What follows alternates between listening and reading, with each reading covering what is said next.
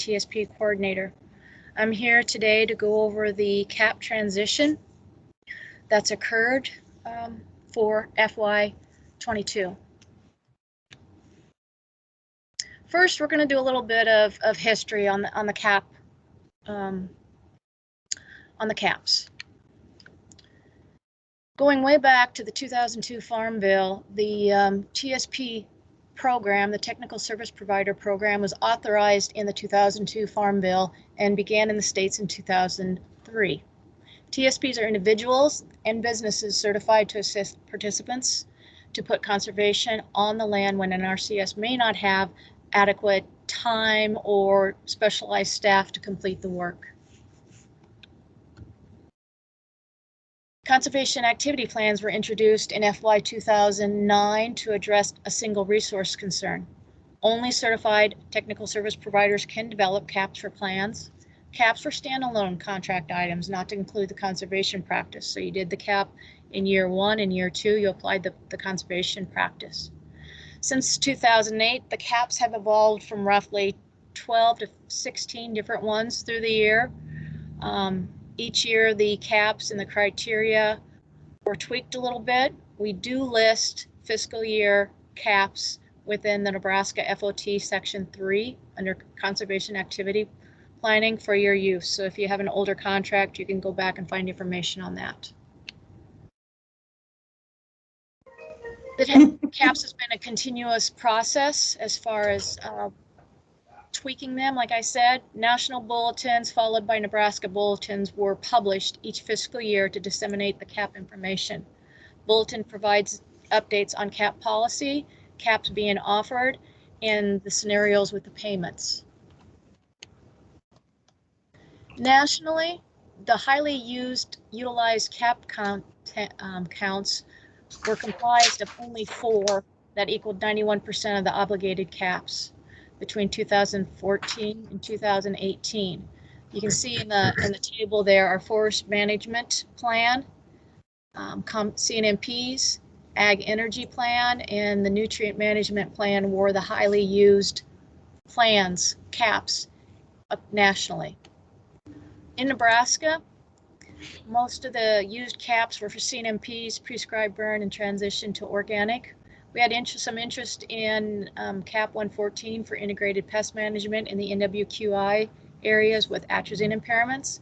And we've had producer interest in CAPs for energy, the farm energy audits, fish and wildlife habitat, and pollinator habitat. Trying to work on getting some individuals certified in that fish and wildlife habitat and pollinator habitat. Moving on to what has happened in 2020, headquarters headed up a continuous process improvement to review the TSP program. Last year, from basically from March 2020 all the way through the end of the year, we had National had 10 teams set up to review the TSP program. This circle here, you can see these were all of the different areas of looking at improvement on the TSP program. There were 10 teams consisting of 56 participants from 23 states and 8 TSPs. Team members consisted of state TSP coordinators, national specialists, state specialists, and TSPs from across U.S. Also, just so you know, during that process, those teams collected information from all states.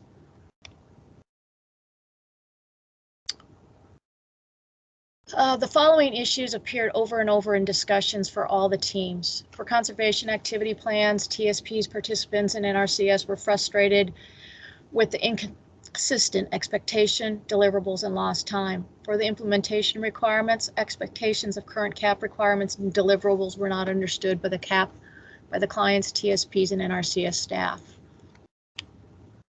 So based on all those discussions with all those teams, we're moving forward with the need for transition. I know transition is difficult and challenging. We're going to have some bumps in the road as we move along in this process.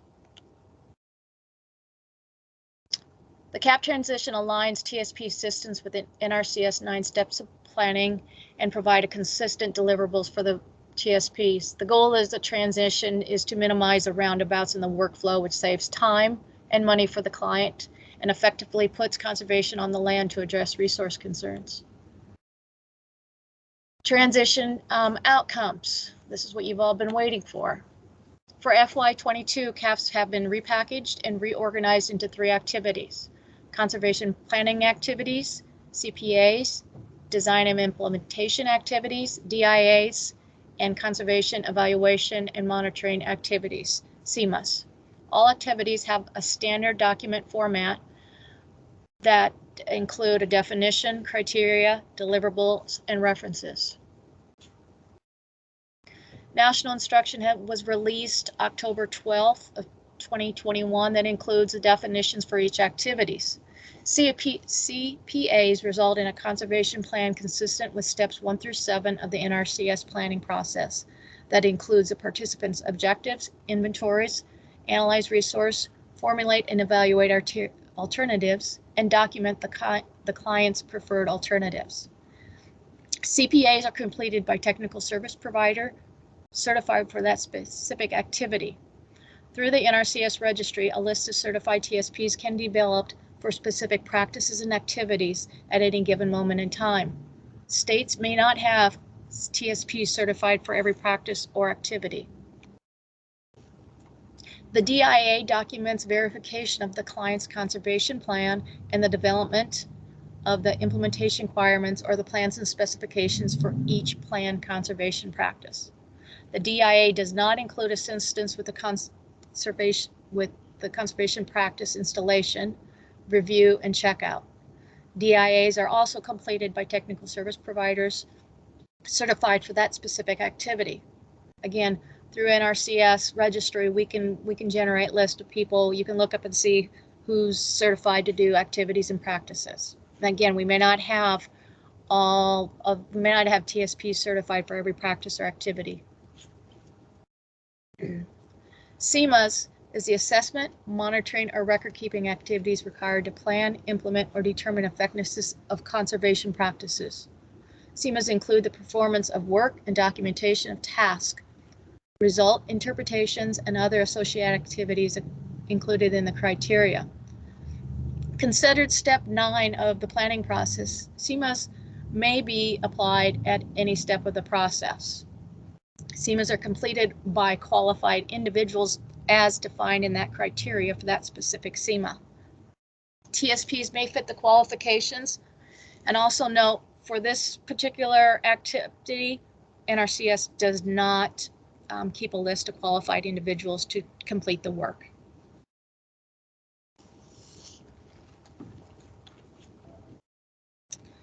So basically, this the changes in the activities were designed to parallel with the NRCS 9 steps of planning. As you can see there, we've got 2 lanes of work assistance, and they parallel as far as what activity is being completed. You have separate lanes to indicate who provides the assistance, NRCS, TSP, or providers. However, the same goals are regardless of the lane, which means getting more conservation on the ground. So for FY22, the following CPAs are offered. Code 102 for CNMPs, 106 Forest Management, 116 Soil Health, and 138 for Organic Transition. Code 199 is new and is a generic planning activity that can be used by a client to hire a TSP to develop a conservation plan based on any one single resource.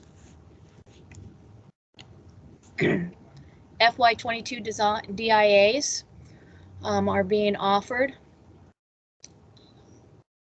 DIA are component plans specific to individual resource concerns that design the plan practices and develop management strategies in the producer's conservation plan.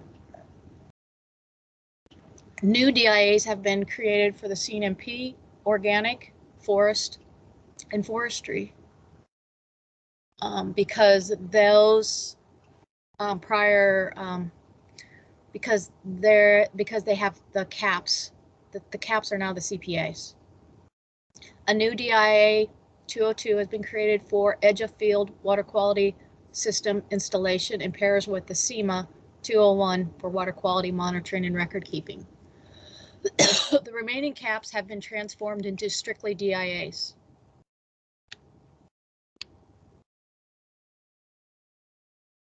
For FY22, there are 5 new SEMAs, plus 1 SEMA that was converted from a cap.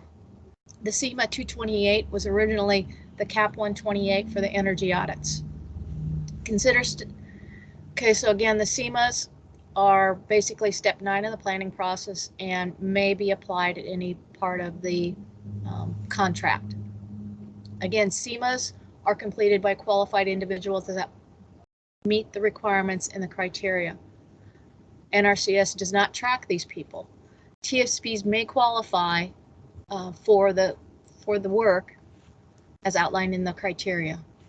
Okay, so these are kind of fun. These are kind of crazy. So we've got 201, the edge of field water quality evaluation and conservation activity, the SEMA. Basically, this is going to get paired with the 202, where the water quality system has been implemented. 207, site assessment for soil testing and contaminant activity. This is an evaluation, assessment of soil suitability for the cultivation of crops in urban or suburban areas where that site was a prior industrial site. I have some concern with this and need to discuss it more. I've been working with Ted on this. Nebraska has staff that can complete the scenarios in this activity. My only concern is that if they go to NDEE and ask for their assistance, NDEE will do all the work and they'll pay for everything. So I'm gonna have a little bit worried that we have some conflict of them double dipping. Soil health testing is new. It's quantitative testing for the physical, biological, and chemical characteristics of the soil and constraints of the soil using approved laboratory methods. 217, soil and source testing for nutrient management. 218, carbon sequestration and greenhouse gas mitigation assessment. This is basically dealing with, this is brand new and I haven't dove into it that much yet, so this is going to be something we're going to need to talk about. And last is the 228, the energy assessment, which was the prior cap 128. This is basically the energy audit, type 2 energy audit. National was very, National basically said that states can't modify the deliverables outlined in the national criteria for these activities. However, the deliverables must comply with federal and state laws. So example for the DIA 101 for CNMPs, there's information in there in regard to soil probing below the bottom of the planned waste structure. We would change that to 4 feet instead of 2 feet as they have listed in there just because of our state requirements. There might be some nutrient application requirements for groundwater management areas.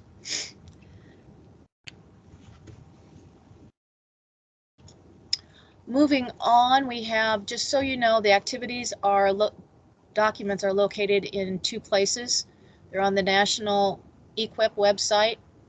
I have a link associated with that, and after the presentation, we'll look at it. If you go to the site, this site, you're going to have to, whatever activity you want to look at, you will have to download it and save it. Same way too that we put a link in section 3 of the Nebraska FOTG for all these different activities also. We're not allowed to place PDF versions in the FOTG. Conservation planning and program delivery. How are we putting all of these new activities into what we do? Renee? Well, yes, sir. Before you move on, Britt put in the chat about Corey maybe mentioning the use, or the use of 217 soil testing in combination with 590 nutrient management. Yeah, thanks, Britt. I have that in my slide presentation in this part of the my slides. We're going to talk about pairing these things and what Nebraska's recommendations are. And Corey can chime in and make sure what I'm doing is right. Thank you. Thanks, Britt. Okay, so basically the NPPH 612 has been modified to include these component plans. One more time. Again, this workflow is a reminder that NRCS and TSPs need to work together with participants to meet their objectives and put conservation on the ground. The first two plans, remember in this process for certification of TSP, the first two plans they submit to us to become certified are fully review. We need to work with the TSPs. Work completed by the TSPs will be reviewed by NRCS staff. After the two plans are submitted by TSPs, at a minimum, all work will be administrative reviewed to ensure the deliverables are met. However, NRCS must complete technical reviews on 5% of the practices submitted by the TSPs. Understand too that we can do more than this. So as the process continues, I have the state specialists working on developing a worksheet with deliverables and working with their field office staff on this. We need to make sure we maintain consistency when we're conducting reviews and strive to resolve issues with submitted deliverables from the TSPs. The biggest problem that I hear from TSPs nationwide is that there's inconsistency between field offices on how the information is reviewed.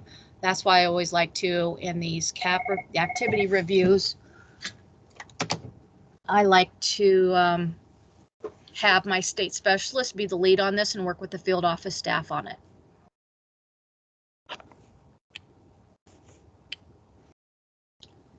As we look as far as the planning process and client and planner interaction, TSPs and providers are good means to assist the producers. It's important that the NRCS at the field office level provides sound direction to producers on which activities they can apply for. Wow, sorry about that, folks.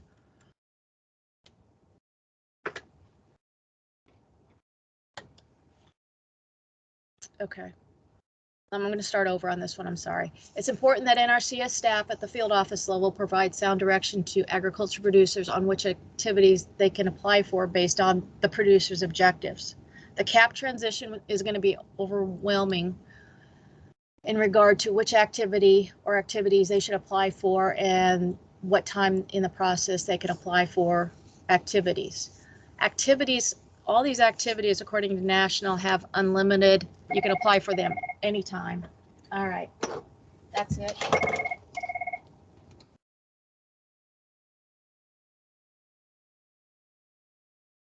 Oh, shit.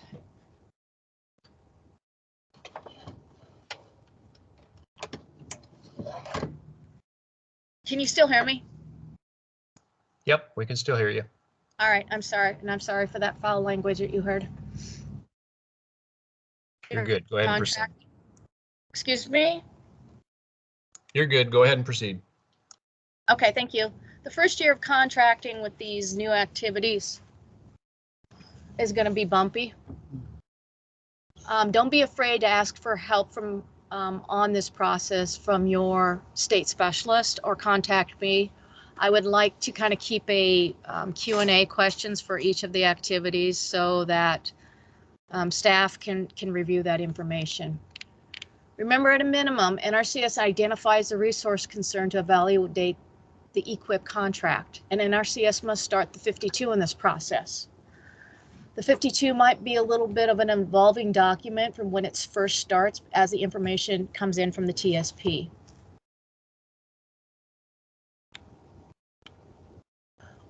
Remember that NRCS is required to complete the 52, not the TSP. We can use the information submitted by the TSP to modify the 52 as needed. Staff should conduct site visits to verify the 52 after the DIA, after the design is provided to us. That's planning step 8. That way we can go out, look where they're being put at, and verify what's going on at the site. Prior to the issuance of a DIA, contract and SEMAs, the producer will need a conservation plan with the producer's decision before being awarded a contract.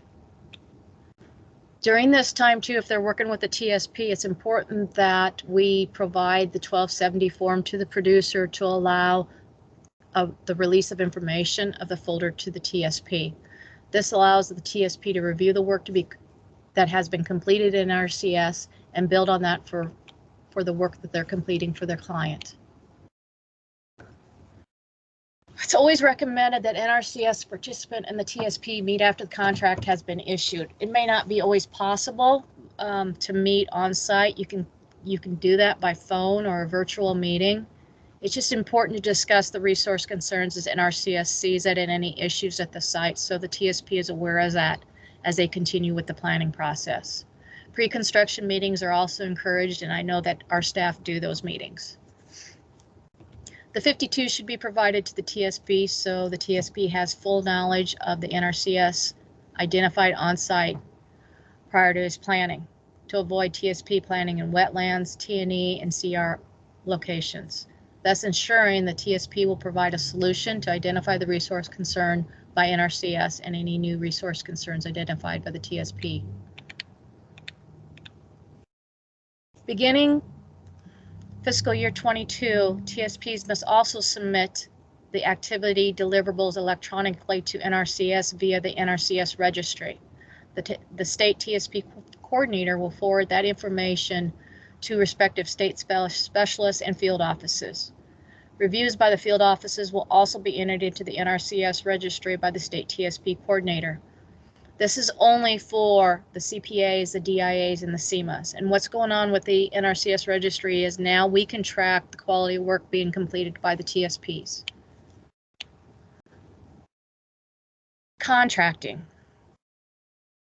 National instruction says we need to have maximum flexibility to meet the client's objectives and state's needs.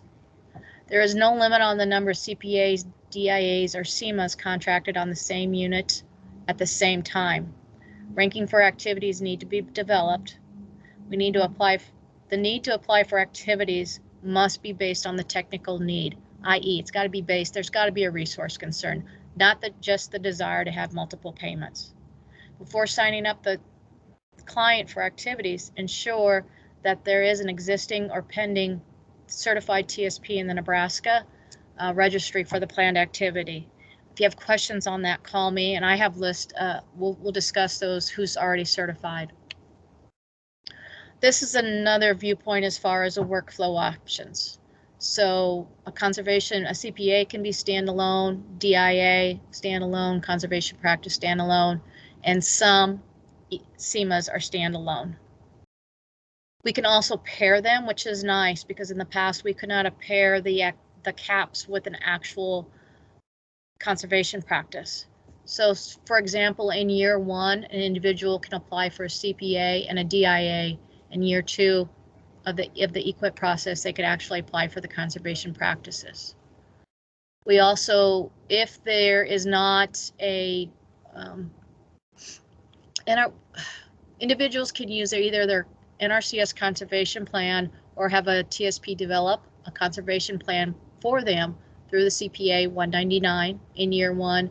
They can also then move forward with the design and implementation of the conservation practice in the same year. Okay, so these are the examples I've worked with my state specialists, and these are kind of the examples that we are recommending, what we're focusing on based on past activities and interest in TSP work.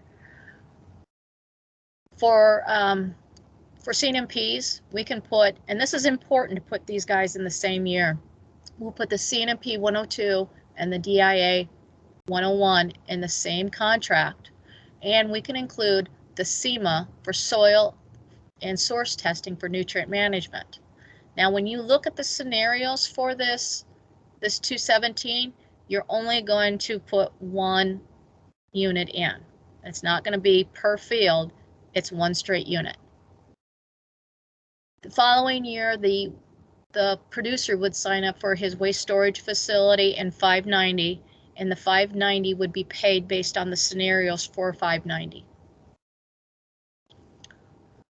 Also, we could have a 138, the plan for supporting organic transition. We can include the SEMA 217 with this because this is planning for nutrient management. And we can have the DIA 140 for transition or to organic in the same fiscal year. We have the SEMA for soil health testing. That can be used up front with the planning for the soil health management and the design of the soil health management. The following year, the producer might decide to modify, increase his cover crops. He might change his crop rotation, adding in a small grain. And on the backside, he can use SEMA 216 again. Looking at the SEMA for agricultural energy, the type 2 energy audits, the SEMA 228, we're looking at that's probably going to be done up front with the DIA 120, which is the agricultural design. And then we're thinking, okay, then the producer will be able to sign up for the CSP enhancement E374A. If we have a producer jumping straight into the nutrient management, the DIA 159, where they're designing nutrient management, we're recommending that they add the SEMA 217 to help soil test for nutrient management. And then that same year they can sign up, in that same contract, they can sign up for nutrient management 590. Again, we're going to use the scenarios within 590 to pay for that testing. This is probably one of my favorite ones because now we can have a DIA 160 for prescribed burn and prescribed burn in the same contract in the same year. Previously, this was not allowed in contracts to have a cap for prescribed burn and the actual conservation practice in the same year. Obviously, this makes more sense because the folks that deal with prescribed burn know that if you're developing a plan, you're going to want to implement it in the same year. This is a lot of information here. Understand that we're probably going to have, as we move along, we're going to probably have some additions to this. We might have some modifications to this, but this is where we want to start at. And this is most of the work that we do in Nebraska. What about 911, 912, and 913 assistance? In Nebraska, NRCS is still using the 911 code in contracts because Nebraska has staff to develop the conservation plans. And we generally only pay the clients for using the TSPs in completing the designs. Example, irrigation system, micro irrigation.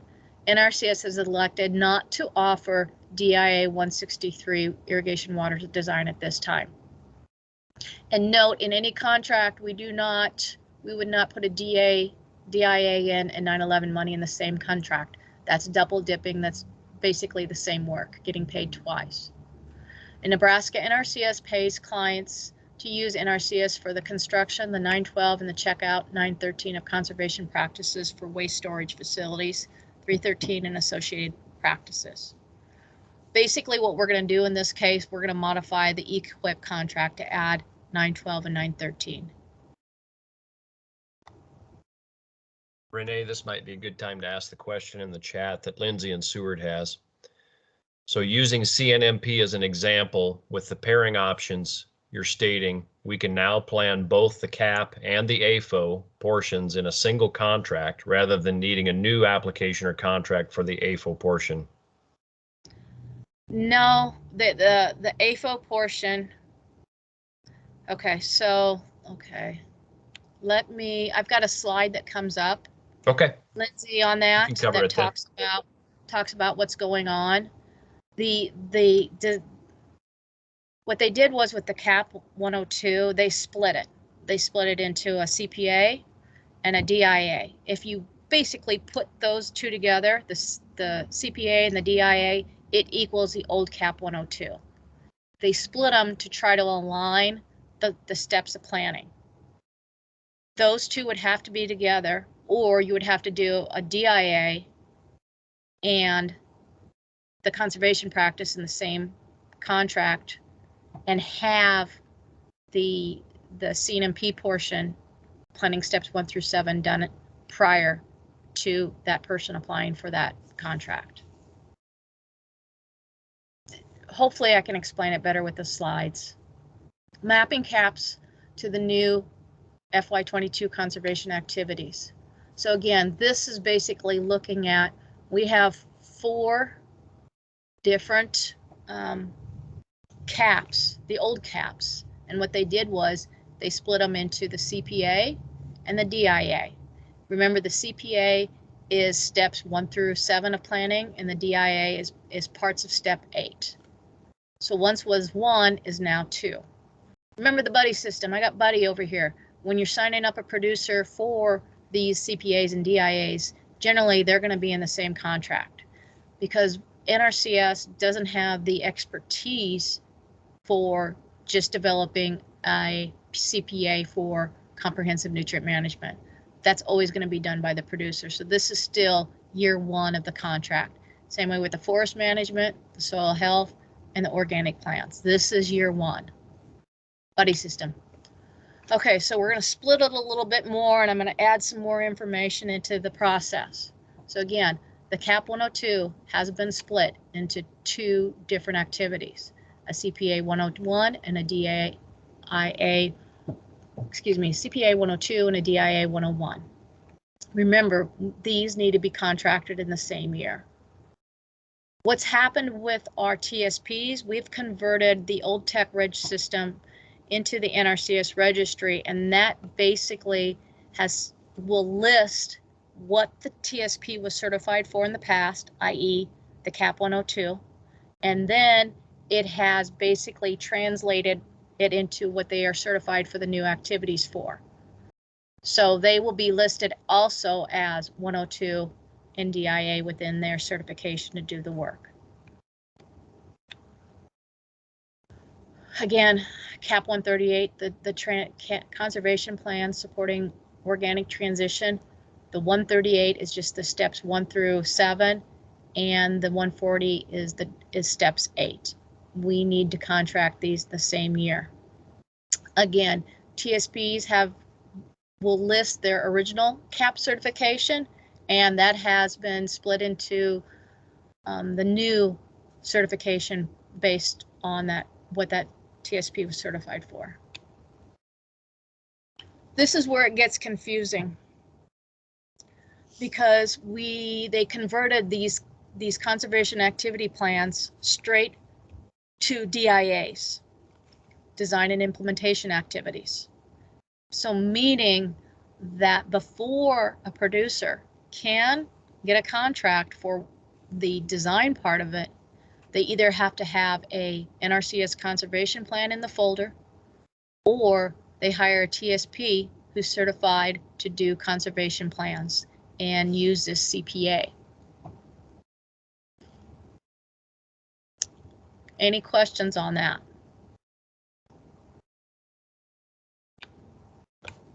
So for example, we've got prescribed burn, which we use a lot in Nebraska.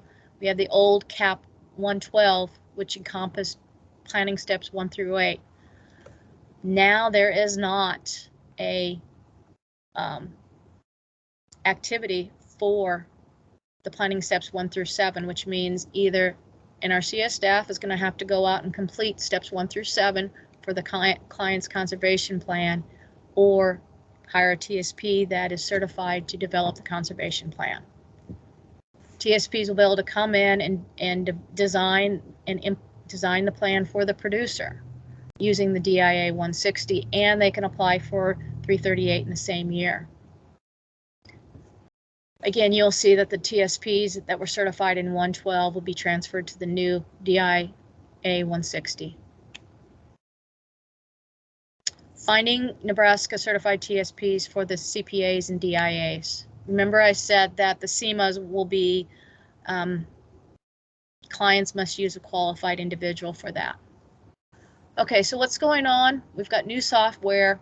NRCS is the online registry for TSPs. We've got new software that opened up in October of 2022 that migrated the prior certified TSPs from Tech Reg.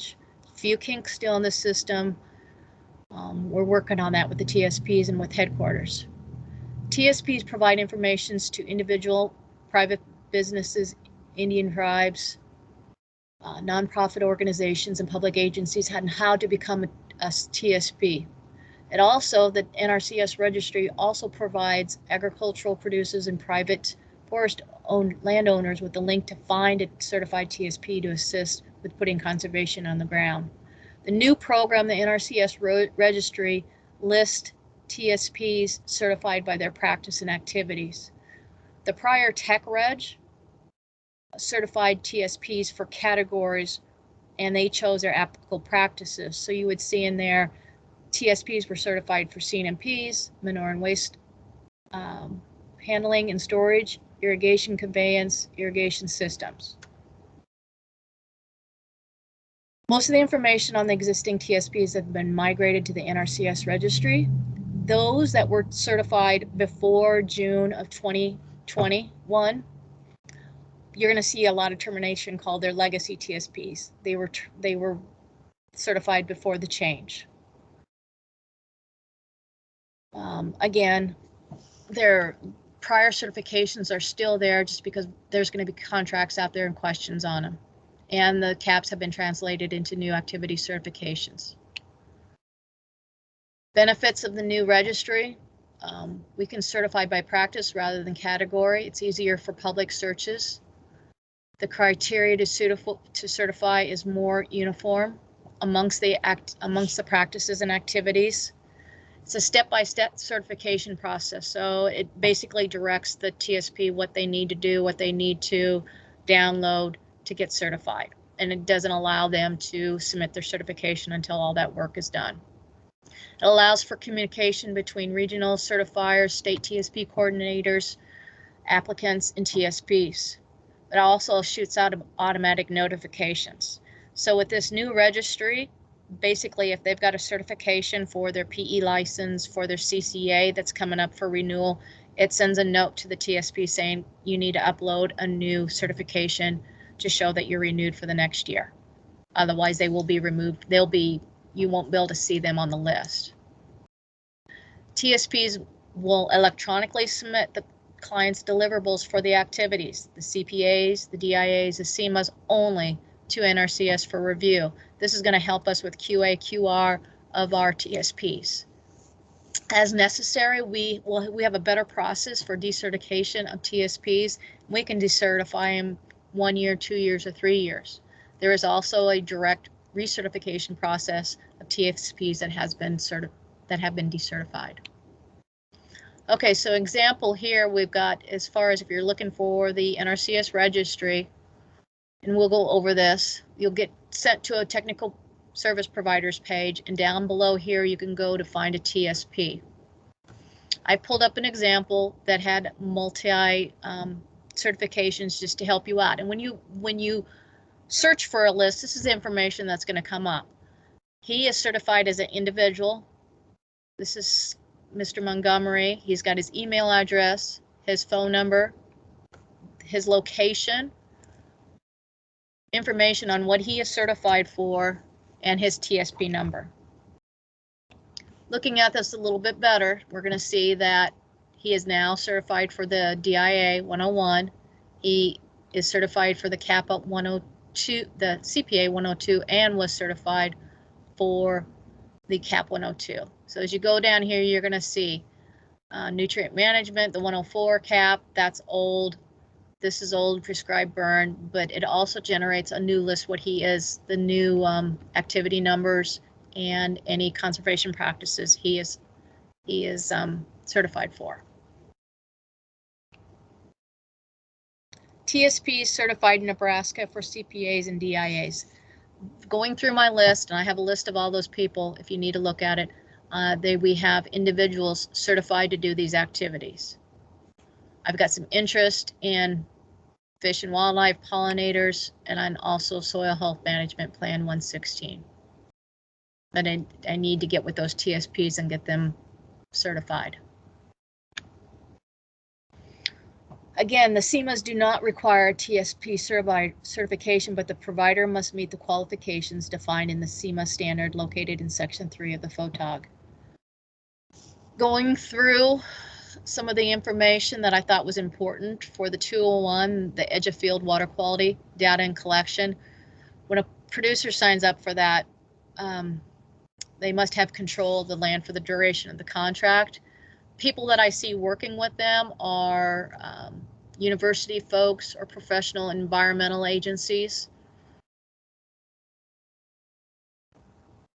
This practice here, this edge of field water quality monitoring, I can see this would be something effective that we would use in our NWQI areas.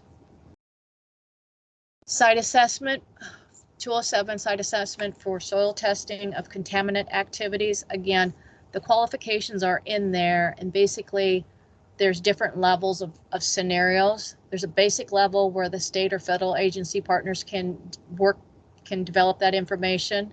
A phase 2 is going to require a PE, a professional engineer, a professional geologist, state license, or bachelor plus 5 years experience or 10 years experience. And phase 2 is going to require the environmental professionals as defined here. Soil health testing, qualifications for that person demonstrate knowledge, level of skill and experience associated with soil sampling and collection for soil health testing. 217, soil and source testing for nutrient management. Qualifications include accredited associations such as CCA, CPA, YAG, recognized for a TSP recognized to do the work for nutrient management, a DIA 157, or an agricultural retailer and crop consultants with the 4R certification, or an individual working under one of these. SEMA 218, carbon sequestration and greenhouse gas mitigation assessment. Again, we're looking for a qualified agricultural professional with carbon planning certification or a combination of education, a degree in natural resources, physical or environmental science, and experience with the common farm training. That's probably the big thing when we're looking for these. Somebody that has experience with this common farm training. And last, the agricultural energy assessment. Right now, the qualifications list only a professional engineer. In the past, we've also, because it's included in the type 2 audit, we also include individuals that had a certification in energy management, AEE, CAA. So what I'm going to do is I'm going to submit to headquarters a ticket saying, hey, can we add these, because our state law in the past has also included these folks. Again, we're going to go over this resource activity as far as where the activities are located. Note also in our section 3, we also include the old activity plans are all archived by fiscal year. So if you have questions on a contract, looking for what the deliverables are, they're in that. There's also a document in there that kind of gives you a flow chart as far as what is going on as far as the cap, the old caps, the new activities, kind of a general flow that's helpful to you. Okay, so as far as the planning, the guidance document for the PPS, we'll go over that, but what we've done is removed all of the FY21 caps. We've added a contracting flow document and added a spreadsheet. I've got a spreadsheet in there similar to what was posted on the CPAs, DIAs, conservation practices, and the CMAC. Kind of gives you a flow from start to finish. We've inserted all the new FY22 activities, use the indicate to locate the activity, because one, I did not know how to list them by alphabetical order or by numerical order because it wasn't logical in setting it up. So I tried to set them up according to paired practices in the order from CPAs to CMAs. I want you to note, and it's in the PPS, the CPA 102 does not have a scenario for non-dairy operations greater or equal to 700 animal units with land application. And working with the program staff, they said that what we're going to use in this case, we're going to use the dairy greater than or equal to 700 animal units with land application. That's the one we're going to use. However, when you get to the DIA 101, it does have a scenario for the non-dairy greater or equal to 700 animal units with land application. So you're going to use that scenario if you have an operation that meets that qualifications. All right, so we're going to move on to the demos. This is my little grandbaby lining up her dairy cattle and burping now. She's recently had a little baby brother, and I feel she exaggerates how we burp her little baby brother. Whoops. Okay, so I'm going to move into some demonstrations, looking at some different information. That's not the one I want. Okay, so this, Nelson, can you see that? Did my screen change? Yep, you switched. Okay, thank you, sir. Okay, so this is one of the websites, and I can take that link that's up here and put it in the chat box later on, so you have that link. This directs you basically to the FY22 equip CPAs, DIAs, and CMAs. Kind of gives you some background information, basically everything that we went through. It gives you the code, the type, the name of it, and a little bit of description. When you click on these, you're going to have to download it. It won't let you, I couldn't get it to pop up to actually see it, so you've got to download these individually. If you scroll down, they added a grazing one. No, that's just grazing DIA. If you scroll down, they have the previous CAP resources, so you can click on any of the links. This is another way for you to go back and look at the CAPs and the requirements of those CAPs. In the field office tech guide, in the Nebraska tech guide, Lori has put into section 3 the new activities. There'll be a link. Again, we're not allowed to actually PDF these documents. There'll be a link to the national website for these activities, the link that the website we were just at. There's a couple documents in here as far as what you can use to cross-reference the list, and then kind of a flow chart again for the legacy CAPs to the new CPAs. Again, the old CAPs are still in here. They're in here by fiscal year, that if you need to go back and look at any criteria, they're all there for you to look at. This is the technical service provider webpage that I talked about. Again, if you need the link for that, I can get it for you. When you scroll down, there's a lot of information here on here. Specifically, if you are looking for a TSP, okay, here we go. This is how you're going to basically, this is the screen that you folks get to see. There is a simple search filter over here that you can basically go look up your state. I don't put in counties because generally when the TSPs in Nebraska apply for practices, they apply in all counties. But if you need to add that in, you sure can. We've got a filter by practice code. Super nice. So I can go in here and click on an activity. I can click on an actual conservation practice. So if you're looking to, but if you need to direct a client on what TSPs are certified in a specific activity or practice, you can generate a list. So I'm just going to pick the top one. If there's other filters that if you need to add them in here, if you've got a language spoken that you need to work with, then you can use that. Click your apply filters, and this is the list that's basically going to come up. There is a print results, so you can get their email, their phone number, their location, what practices, or you can just hit a if you want to look at the entire resume.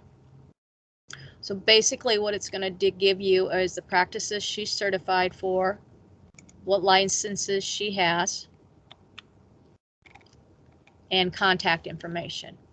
This will expand as the TSPs, the old legacy TSPs recertify, because their information in regard to their experience, their learning did not transfer. So it requires the TSPs to go in there and physically do it. Let me go back. Okay, so basically you can print the results. and it will give you a list. And I'm sorry, this is small. Oops, too big.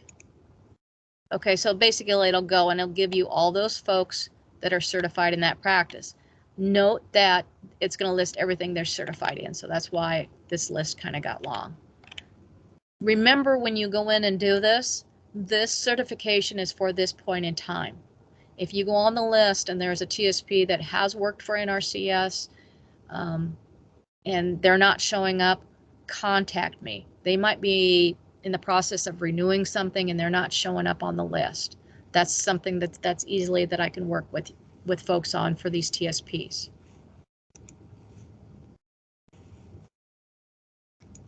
Let's see, there's something here. No.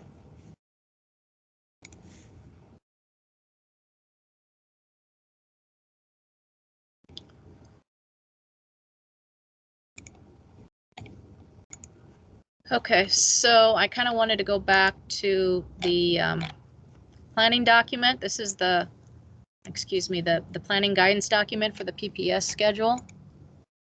If you scroll down at the end, that's where the caps were last year. Again, the caps are at the bottom. Again, what we did is we've taken out, excuse me, the activities are at the bottom. We've taken out all the old caps. And again, we've put in a kind of a guidance for contracting activities. Also, this is the spreadsheet I was talking about in regard to the new, it talks about the CPAs, the DIAs, what primary practices or activities based on the criteria, one or more conservation practices might be required, and possible associated practices. And I've tried to tack on the SEMAs that would be applicable to these activities.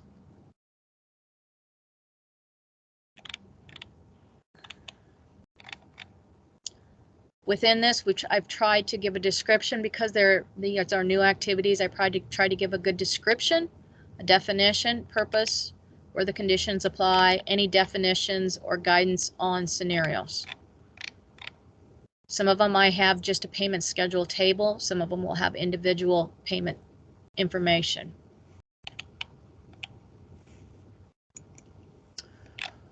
So when a producer is working with an activity, I've downloaded here, this is the actual national criteria for the CPA 102. This goes through and gives everything what national wants to do. You're going to see the same format for every one of these activities. We're going to provide a definition, a criteria, and again, this generally relates back to where they're at in the planning process.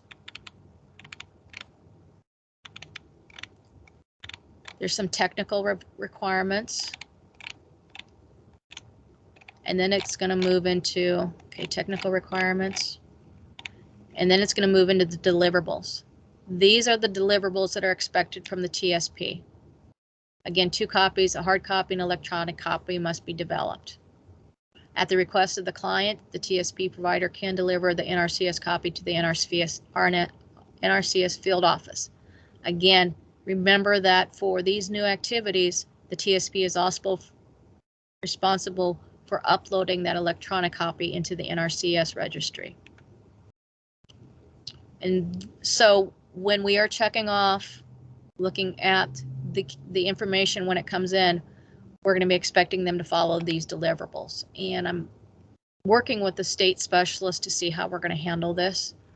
There's, they didn't want us to modify these at all, but we can, copy these deliverables and put them on a page so that we can provide it to the TSP so when they submit the information into us.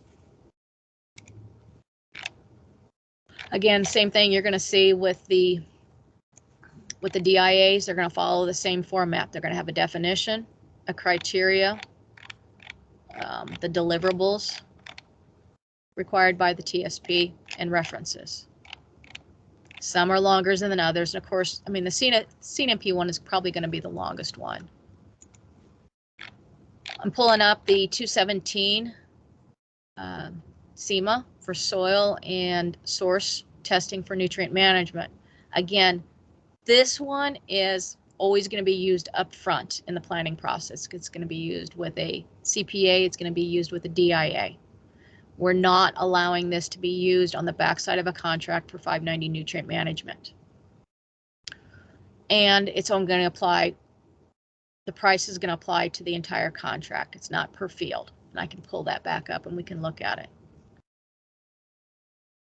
Let's see, planning guide.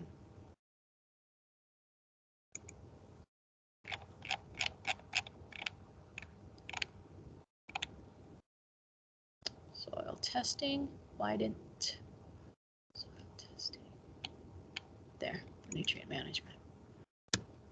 Okay, so what I want to show you, and Corey and I talked about this, you can see the prices for the soil test, the payment schedule. The soil for soil test, soil and source material testing, zone, manure, compost only, and source water nutrient testing. These are the prices that we're going to pay per contract, not per field, per contract. That we talked about that with Corey. You know, we're looking at if somebody would come in and want to do, and with our CNMPs, this happens. They'd want to come in and they've got 20 fields up front that they want to do soil testing on. You take 20 times this number, it's a huge number. We think that's how they figured it. We want to use this 1 unit per contract.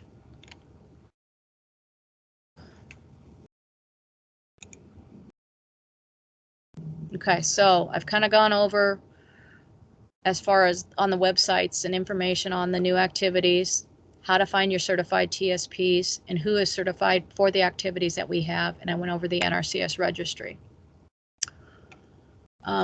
Do we have any questions at this point? Which I'm sure we do. Or, you know, you can submit questions later on. Yeah, Renee, this is Lindsay and Seward.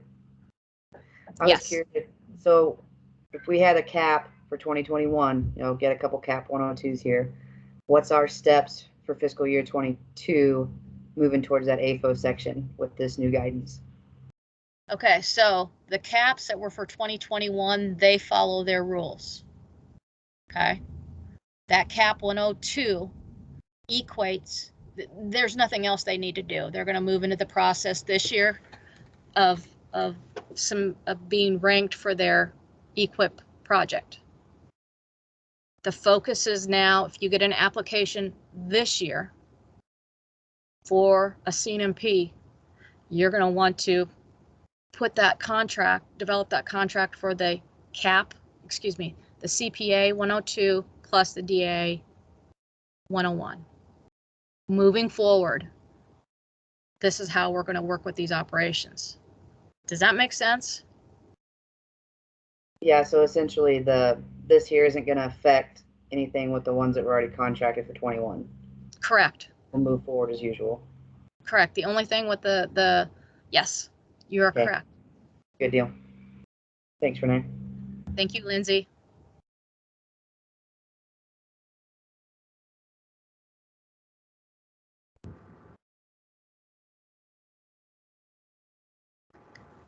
Currently, I've left you speechless in this process. And believe me, we've got about 26, 27 new activities.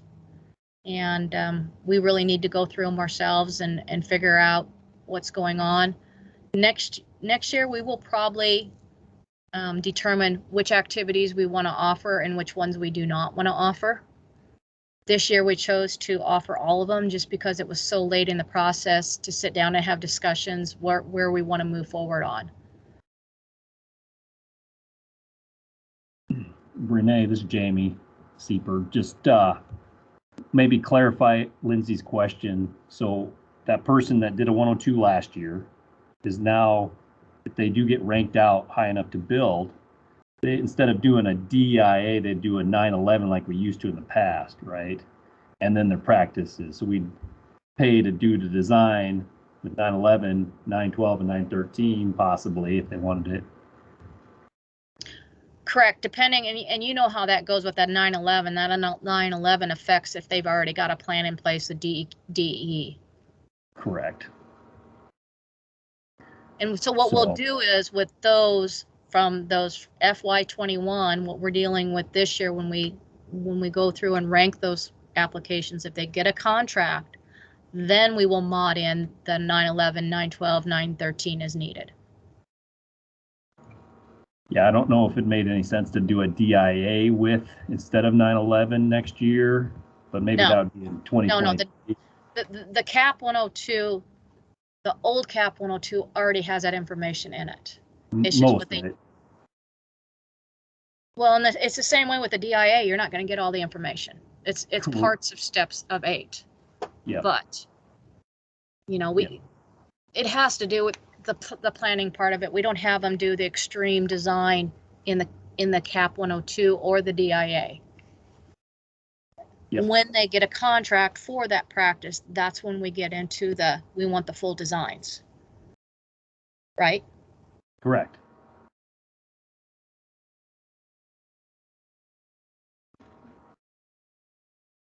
Good work, Renee.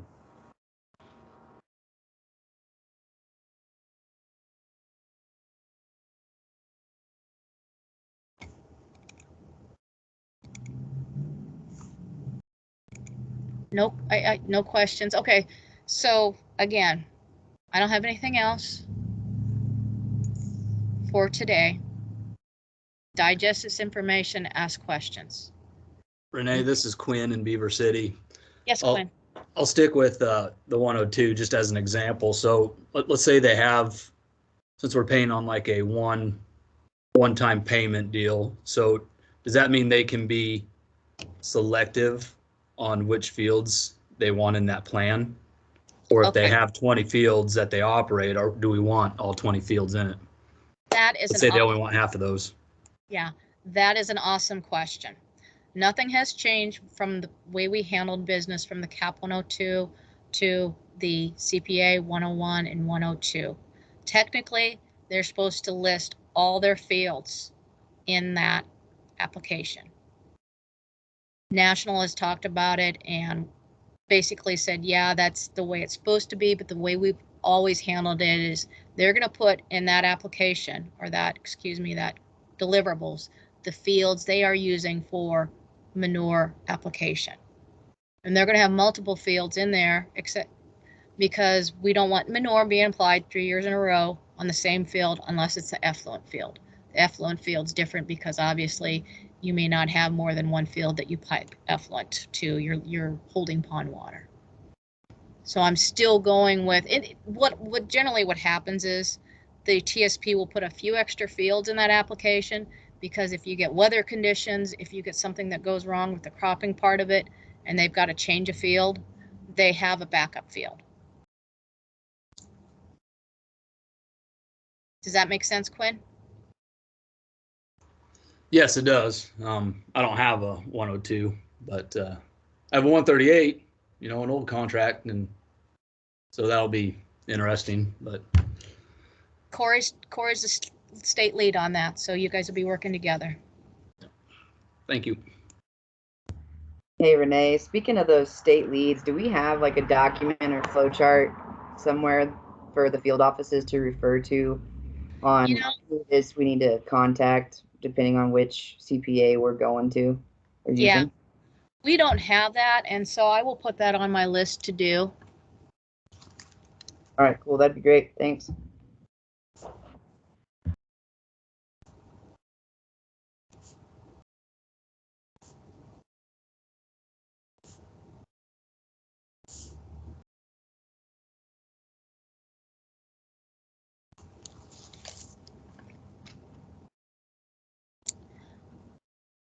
Well, if there's no questions now, no additional questions in the chat. Again, any questions you have, direct them to me. I'll get that state list set up so that you can figure out who to talk to on each of the activities. Connor, do you have any comments as far as payment? Any of No, that? thanks, Renee. I was going to chime in there and just say great overview of the new process with the CPAs, DIs, and CMAs and the whole transition. It's myself, I got to digest a little bit of it as we go along here, and I know most will as well as we start getting going with processing new equip applications and whatnot. I'm sure the questions will start flying in particular to these new caps. So I would just kind of highlight as well, as Renee stated, with the practice payment schedule this year and the payment schedule process. Yes, we did include every single available CPA, DIA, and SEMA. We just didn't have the time to go through every single one to select, pick and choose, and then delete out any that we may or may not have wanted. So everything was added in short. So if there's ever any, specific questions on what to use, what, when, and where, and all that, just like to emphasize, don't hesitate to contact Renee and any of the specialists and myself on working through that with you. So other than that, Renee, I don't think I have anything at this time. Thanks.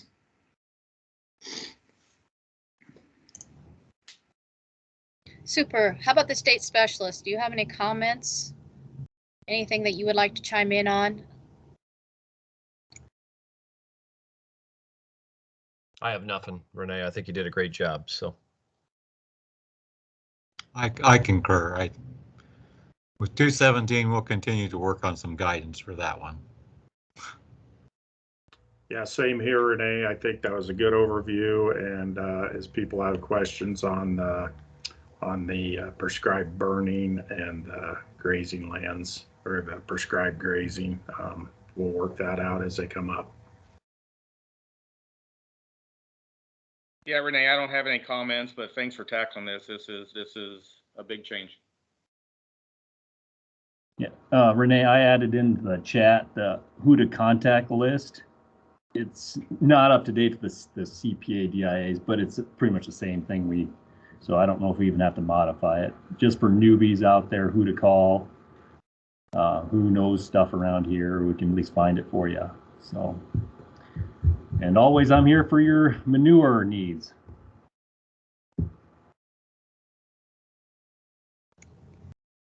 Thank you, all state specialists. Thank you, Jamie, for that little extra list in there. I'll take a look at that and see what we need to change or modify.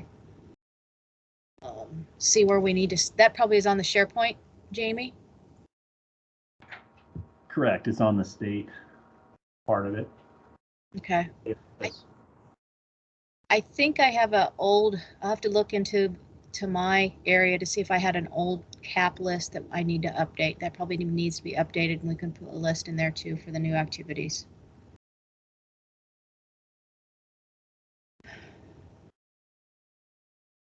All right, folks, again, this has been recorded, so you can go back and listen to it. And if you have questions, again, please contact us. thank you, Renee. And thanks, Connor, for recording. Thanks, Renee. A lot of great info.